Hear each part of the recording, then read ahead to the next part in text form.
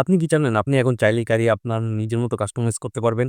বর্তমানে Jeff Bezos একটা নতুন কার কোম্পানি লঞ্চ করছে, যেই কার কোম্পানির নাম হলো Slade। আর টেসলার নামটা একটু পরিবর্তন করে, মানে সবগুলা টেসলার নামে যে অক্ষরগুলো আছে ইংলিশের, ওগুলা একটু পরিবর্তন করে ওই গাড়িটার নামকরণ, গাড়ির কোম্পানিটার নামকরণ করা হইছে। আর গাড়িটার কোম্পানির নাম হলো Slade। আমি একবারও বলছিলাম, আবারও বললাম। আর এটা আপনার মনের মতো কাস্টমাইজ করতে পারবেন। অনেক সময় পিছনের সিটগুলো আপনি সরায় ওইটা কিছুটা ট্রাকের মতো ইউজ করতে পারেন। অনেক কাস্টমাইজেশন এর অপশন পাবেন এই গাড়িতে। আর গাড়িটা হবে অ্যাফোর্ডেবল, যেমন টেসলা কারগুলো আছে যে ইলেকট্রিক ইভি কার, এগুলো অনেক প্রাইস অনেক বেশি টাকা লাগে। আর এই যে বর্তমান যে কারটা আছে কাস্টমাইজ করা যায়, এটা মানে $20,000 এর মতো। টেসলার দাম আর এর থেকে আরো অনেক বেশি। বাট এটা ফিউচারে বাংলাদেশে আসবে নাকি আমি জানি না। But there is a chance EV car যেহেতু বাংলাদেশে আসার চান্স আছে। বাংলাদেশে এখনো হয়তো তেমন ইভি কার আসে নাই। টেসলা তো এখনো আসেই নাই।